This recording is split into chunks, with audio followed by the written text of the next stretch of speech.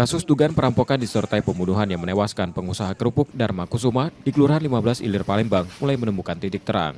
Setelah memeriksa sejumlah saksi, polisi berhasil mengantongi identitas pelaku. Dari keterangan saksi, pelaku diduga beraksi seorang diri dengan ciri tubuh tinggi, gempal, berusia sekitar 36 tahun, dan mengenakan masker hitam saat kejadian. Yang berjalan, insya Allah dalam waktu dekat kita akan segera melakukan penangkapan tersangkanya karena sudah teridentifikasi dan jelas. Untuk tersangka ada berapa orang? Satu orang. Satu orang. Inisialnya apa? Nanti kita ikut dulu ke Untuk ya. Saksi sudah diperiksa semua? Sudah cukup banyak saksi, tinggal kita menangkap saja. Kita menunggu waktunya. Ya.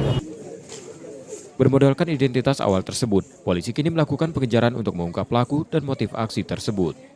Yudi Kiswanto, Kompas TV, Palembang, Sumatera Selatan.